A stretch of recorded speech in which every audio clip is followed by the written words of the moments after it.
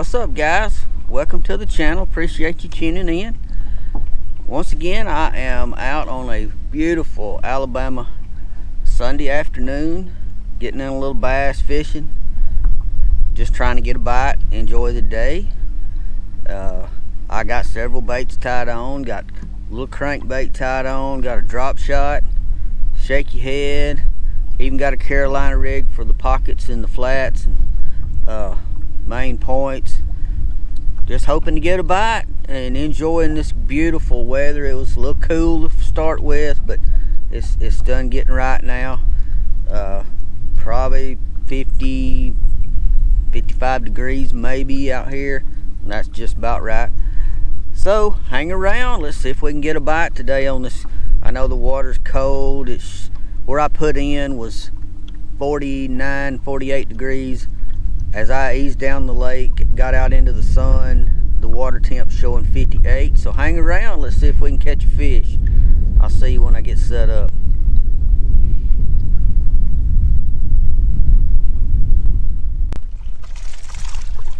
Oh, get on in here, buddy.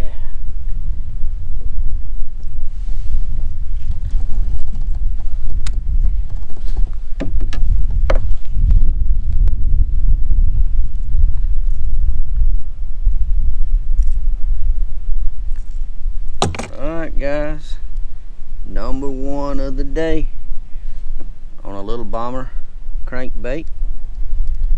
I've made a lot of casts with a little fella, and that's the first one.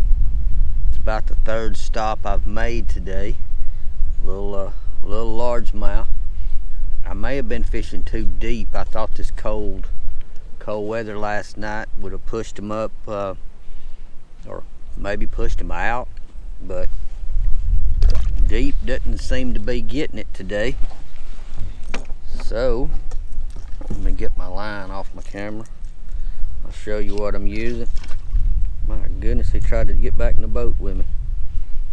I used this same little bait up on Gunnersville 2 or 3 weeks ago, and it caught some fish when I got around them, and we're gonna see if we can't catch another one. I thought I'd have to go to something on the bottom, fishing tight to cover, just to get a bite, but water temp where I put in this morning was 49 degrees, and it's out on the main. I'm out on a main lake point right here. It's showing 57 degrees, so that's a considerable difference from being up in the shade to getting out in the sun. Huge difference. And you know, that might be what I might have started in the wrong place. Anyway, that's number one for the day on a crankbait. So I'm going to work this point pretty good. I'm going to fan cast all around with the crankbait. I'm going to follow back up with a little shaky head, maybe a drop shot around, and I'm going to work just different locations, just looking for a bite. Any bite, once this water to me gets anywhere from 40, 48, 49 degrees, 50 degrees, in that range, it gets really tough and I struggle. So I didn't skunk. I'm very pleased, and I'm gonna work this point all the way deep back to shallow. Wind's about 10 miles an hour today. Any of you guys that follow me, you know I hate the wind, but sometimes you've got to get in the wind to catch a bass. Wind will dictate current on a lake.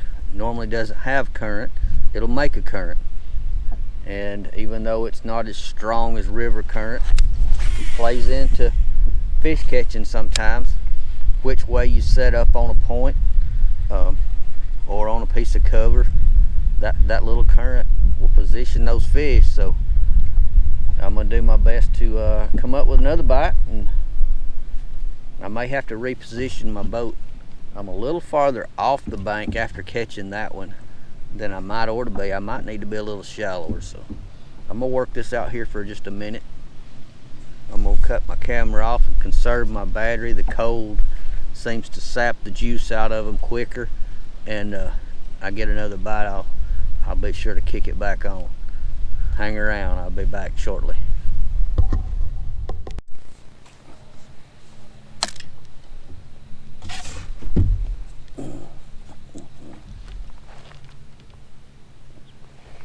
Alright guys, I am way down the lake from where I first started, and have thrown my little crankbait Had to scale down and my fish are getting smaller. Here's number 2, little baby largemouth. That little feller came on shaky head. And I'll show you what I got him on. Get a little slack.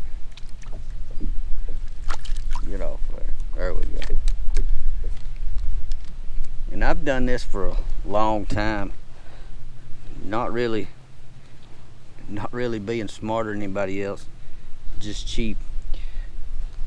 This little 1/4 ounce shaky head, and all this little bait is where I have torn up my stick baits after I've used them, cut them in half or cut them right by the middle section, and make me a little shorty. Imagine instead of buying all your Ned rigs and all that stuff, recycle what you've already got, save you a lot of money, get 2 different uses out of each bait, and it's just as simple as taking a pair of scissors and snipping them off. Save you a lot of money.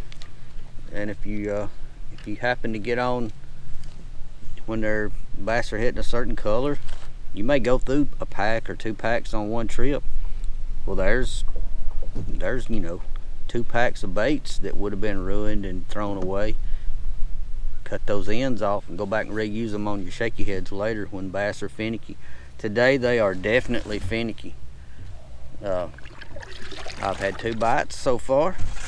I caught 2 fish.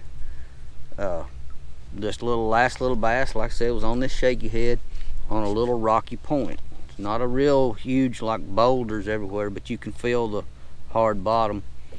And I've worked a couple of pockets and a couple of points, and really fan cast all in the pockets and points with my crankbait. And one little crankbait fish and one little shaky head fish, and we're gonna paddle on down the lake, see if we can't grab another one. But that fish hit so light, it was just pressure. When I went to move the bait, he was there.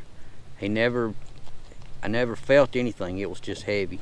He was moving off to the side. So you really got to pay attention when it's cold water. Watch your line all the time. Because as soon as I reel or pulled up from working it, I knew my line was going in a strange direction. I said, that's got to be a bite, and it was. Anyway, we're gonna move on. I'm gonna tuck back around in this pocket and work it. Cross your fingers, maybe we'll get another one. Maybe we'll get on a big one, who knows. I'm just so proud. It's been cold, the water's cold, and I've had 2 fish. They're not monsters, but they're what I could saw. I know this is late fall, Alabama, late fall, early winter. It's only going to get tougher as the next couple months come through. Hey, every bite I'm proud of from now to pre-spawn. So here we go. Let's go get us another one.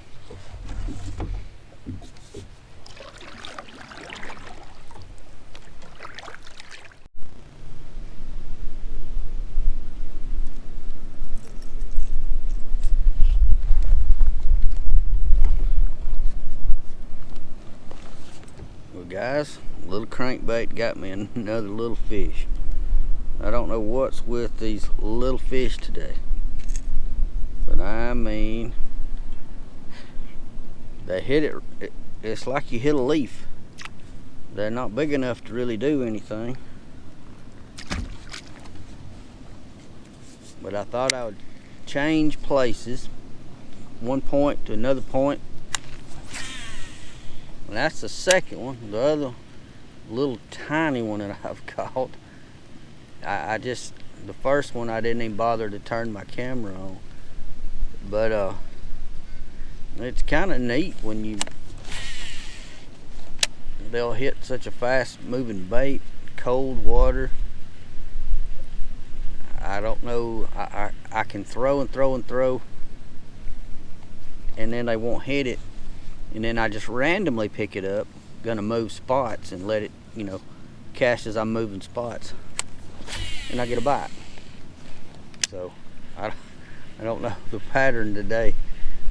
I've got a couple of bites off Shaky Head off the last stretch of bank over in the sun, and one was a really strong bite that I didn't get a hold of.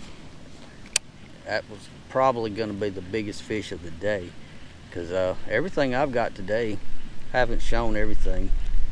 It's little small bass like that last one, but it's still fun. It's great to be out here. I still got about another hour or so. Still hoping for at least one good fish. This is a big fish lake. I just hadn't got on one today. All this wind and the fact that they'll hit a crankbait makes me wonder, should I have thrown my spinnerbait? I know I come out here in February and can fish some of these deep open pockets, and they will annihilate the spinnerbait. Now I have to second guessing myself. Should I have thrown the spinnerbait all day? But sometimes you need to practice other things. I don't throw a crankbait, I don't think, enough, especially it's a really good bait. It has a lot of different times of year that crankbaits are good. Little square bills are really popular in a lot of the places that I throw a spinnerbait. I could be throwing a little square bill crankbait, and or possibly following up missed strikes off my spinnerbait. Sometimes they flash at it, and I probably should keep a little square bill tied on so that when one misses the spinnerbait, I can throw right back in there with my little crankbait. That's just something you have to practice and learn and work on as time goes on, and that's going to be one of my goals for the next few months, is determining what I want to throw and what I want to have ready in case I miss that bite. A follow-up bait many times will get that fish back on that line. Just got to have the right thing ready. Man, this wind has been something else today. It's probably, I've got my old-fashioned spot lock on. It's called an anchor. I've utilized it quite a bit today. Otherwise, I would be blown to the other end. It's about 10 miles an hour, but it's not unbearable out. Alabama's funny. We'll have cold mornings and warm afternoons. Makes for a pretty good day sometimes. Well, about one or two more crankings in here, and I'm gonna move again. And I've covered this big open pocket. Got one little fish out. And I don't know that he swam after he actually bit the bait. I think he just stopped and I dragged him in. He just felt like a big wet leaf.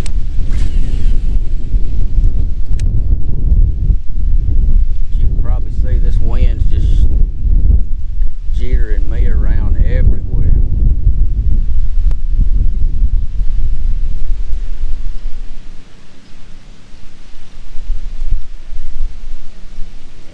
That's gonna be it for this pocket. I'm gonna ease on down the bank. Keep grinding. That's all you can do. Keep grinding. One bite at a time.